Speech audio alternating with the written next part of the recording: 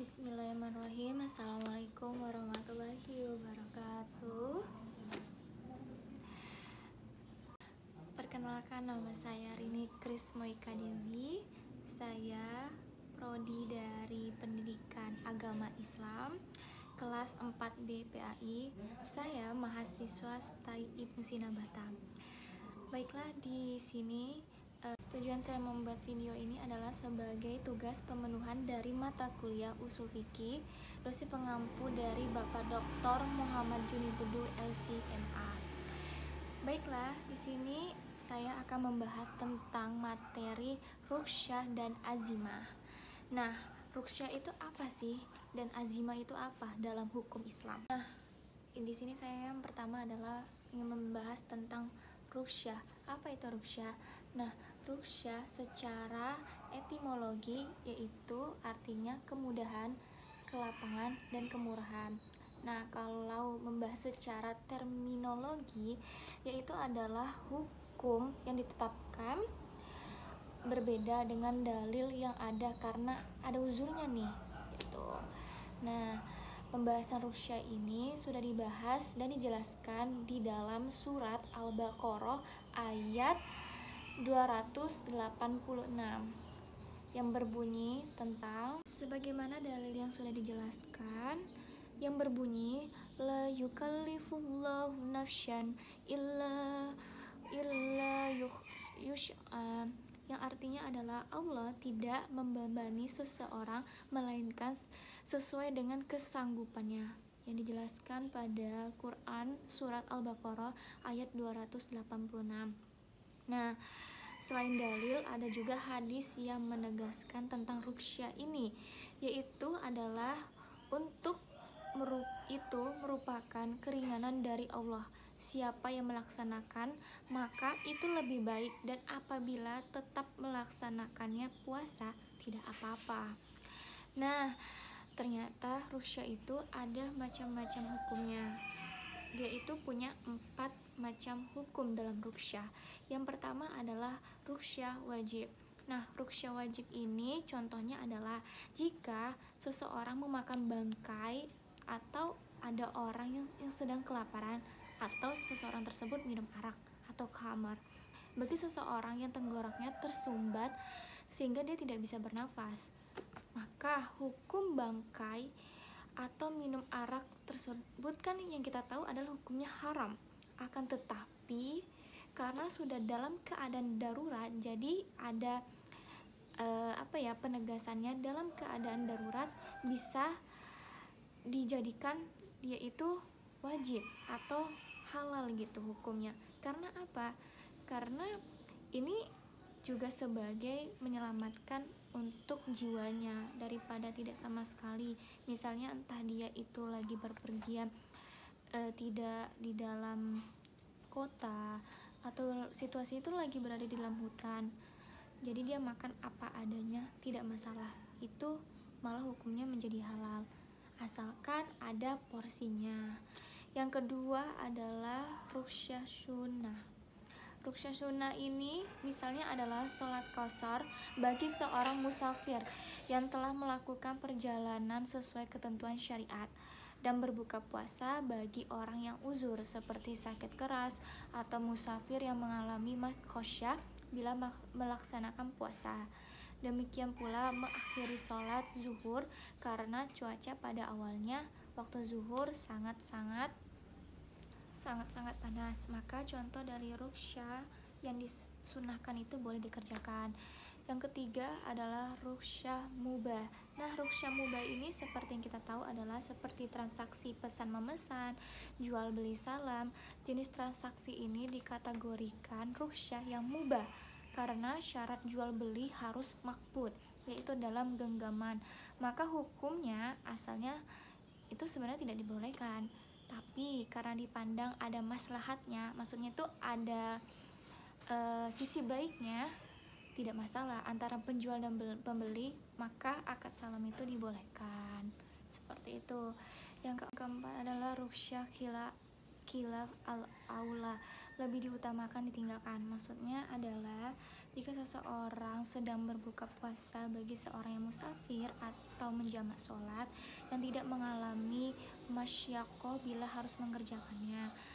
Begitu pula dengan orang yang bertayamum bagi orang yang telah mendapatkan air tapi harus dibeli dengan nilai di atas harga standar, sementara dia sebenarnya memiliki uang atau mampu untuk membelinya, maka ruksya ini bisa ditoleransi semuanya. Dalam contoh di atas, lebih utama untuk tidak dikerjakan. Karena apa? Daripada ruksya ini jatuhnya khilaf gitu, lebih baik tidak sama sekali. Yang terakhir adalah yang kelima, ruksyah makruh. Contohnya adalah mengqasar sholat dalam perjalanan yang belum mencapai 3 marhalah. Kemakruhan ini dimotivasi untuk menghindari khilaf tadi penjelasan yang sebelumnya. Imam Hanafi yang tidak membolehkan qasar sebelum perjalanan mencapai 3 marhalah atau setara dengan 142 km versi Hanafi. Itu menurut pandangan Hanafi. Sementara menurut pandangan Al-Syafi'i menilai 2 marhalah cukup untuk melakukan qasar. Nah, pembahasan yang selanjutnya adalah sebab-sebab yang terjadi ruksyah atau yang tadi kita bahas keringanan. Terdapat beberapa hal, yaitu ada 3 hal nih yang disebabkan. Yang pertama adalah bepergian. Pembahasan sebelumnya ya, tadi ada pembahasan musafir, yaitu tentang syafar, sehingga dibolehkan untuk tidak berpuasa, menjamak dan mengqasar sholat, meninggalkan sholat Jumat dan berjamaah. Berarti kan memang ada uzur keringanan ya, sebab-sebab terjadinya ruksyah ini. Yang kedua adalah sakit. Dalam kondisi ini diperbolehkan tidak berpuasa, sholat sambil duduk, dan makan makanan yang haram sekedar untuk obat. Juga dibolehkan tayamum. Yang ketiga adalah terpaksa. Dalam keadaan terpaksa dibolehkan merusak hak milik orang lain. Maksudnya adalah ya dalam keadaan darurat ya pastinya. Jadi itu diperbolehkan. Contohnya itu kayak makan makanan yang haram untuk sekedarnya saja gitu. Terus makan bangkai, minum khamr, atau bahkan mengucap perkataan yang membawa kekafiran akan dimaafkan Allah subhanahu wa ta'ala. Yang keempat adalah lupa. Karena lupa, maka orang yang makan dan minum padahal sedang berpuasa nih, maka puasanya tidak akan batal. Terus yang kelima adalah kebodohan, jahalah. Dengan kata lain ya tidak tahu. Maka orang yang tidak tahu atau bodoh ini boleh mengembalikan barang yang sudah dibelinya lantaran terdapat cacat, sementara ia tidak mengetahui pada waktu akad. Ini terjadi pada ruksyah yang transaksi jual beli ya, yaitu ruksyah mubah gitu. Jadi penjelasannya di sebab-sebab si ruksyah tersebut. Nah, yang keenam adalah ruksyah umum, seperti kesungkaran menghindari najis dari gemericiknya hujan akibat berlalu lalangnya kendaraan. Jadi ruksyah ini tuh diringankan. Misalnya kayak kita mau sholat nih, ternyata kita tidak sadar cuacanya lagi hujan, terus pakaian kita semuanya itu basah kena gemercikan hujan akibat lalu lalang kendaraan di jalan sana. Nah, kita buru-buru mau sholat, tapi baju kita tuh dalam keadaan kotor gemericikan hujan. Itu tidak masalah, itu diringankan sama Allah saat kita melakukan sholat nantinya. Nah, pembahasan selanjutnya adalah tentang kaidah-kaidah tentang ruksyah, yaitu kaidah tentang ruksyah ini ada banyak ya.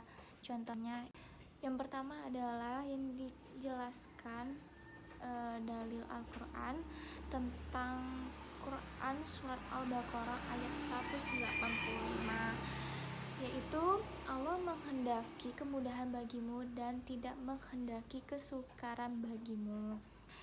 Jadi dalam keadaan darurat pun maka dibolehkan hal yang terlarang tersebut, seperti makan makanan bangkai, makanan haram, tapi dalam kadarnya.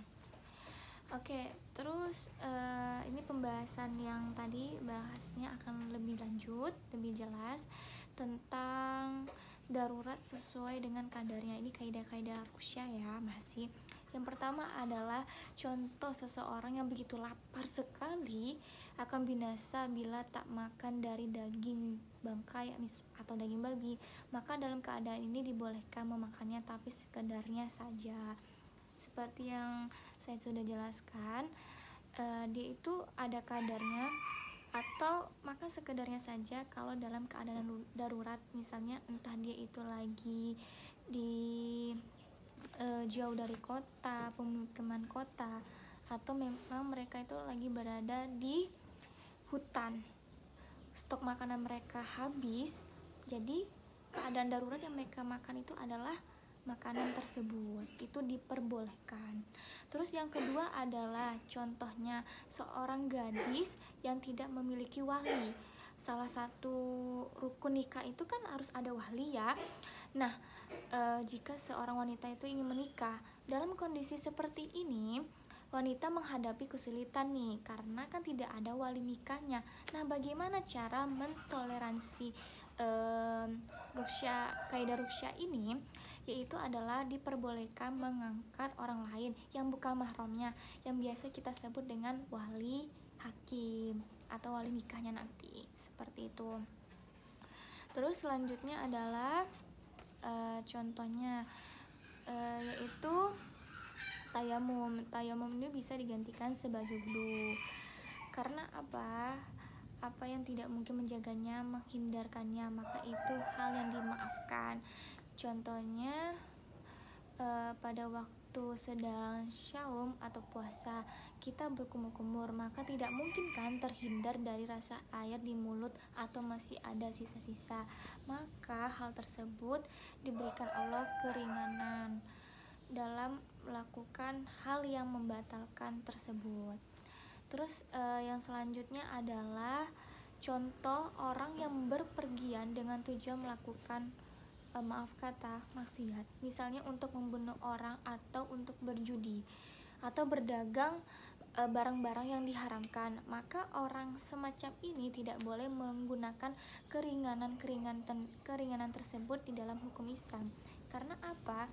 Karena anjurannya adalah untuk maksiat, bukan untuk kebaikan, seperti contoh sebelumnya.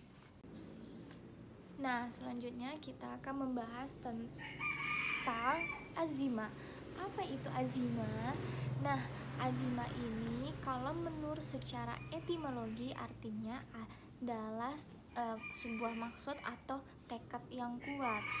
Nah, tekad yang kuat ini itu bisa dari hukum usul fikih yang sudah jelas kaidahnya.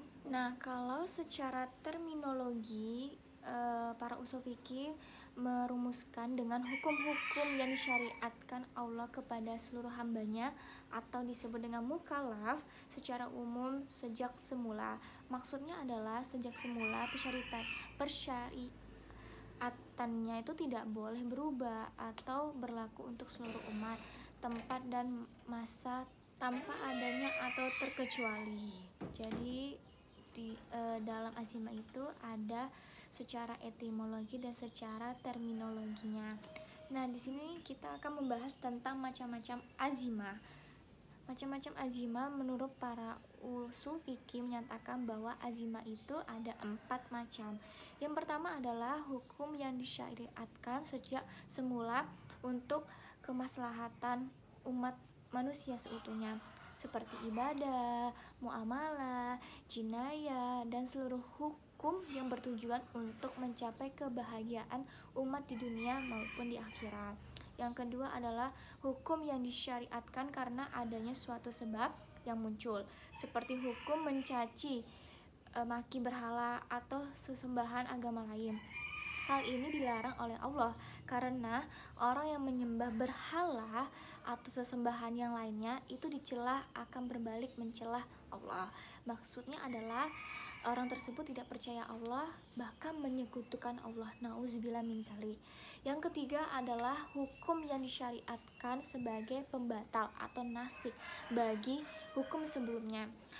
Hukum dari masuk seakan-akan tidak pernah ada, tapi status nasyik ini dalam kasus seperti ini adalah azimah gitu kan. Maksudnya memang punya tekad yang kuat gitu untuk mempertahankan hukum ini. Nah, dia tuh ada suatu firman Allah atau dalil yang dijelaskan dalam surat Al-Baqarah ayat 144 yang artinya, maka sungguh kami akan memalingkan kamu ke kiblat yang kamu sukai, maka palingkanlah mukamu ke arah Masjidil Haram. Maksudnya adalah ialah Nabi Muhammad SAW sering melihat ke langit, mendoa dan menunggu turun-turunnya wahyu yang memerintahkan beliau menghadap ke Baitullah. Yang keempat adalah hukum pengecualian dari hukum-hukum yang berlaku umum, seperti firman Allah yang sudah dijelaskan dalam Al-Quran, yang artinya adalah tidak halal bagimu mengambil kembali sesuatu yang telah kamu berikan kepada mereka, kecuali kamu atau keduanya khawatir tidak akan menjalankan hukum-hukum Allah. Itu sudah dijelaskan dalam Quran surat Al-Baqarah ayat 229. Dan ada juga tentang hukum yang menjelaskan dalam surat An-Nisa ayat 24, yang artinya adalah dan diharamkan juga kamu mengawini wanita yang bersuami kecuali budak-budak yang kamu miliki.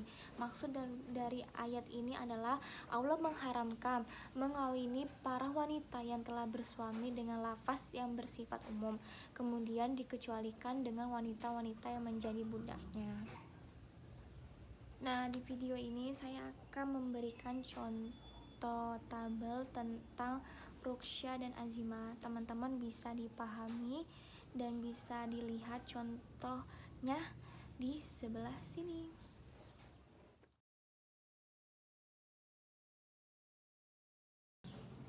Mungkin itu saja yang bisa saya sampaikan dari materi ruqyah dan azimah ini. Semoga teman-teman bisa ambil pengajarannya. Demikianlah video yang saya buat untuk pemenuhan tugas saya pada video ini. Lebih dan kurangnya mohon dimaafkan. Saya akhiri dengan wassalamualaikum warahmatullahi wabarakatuh.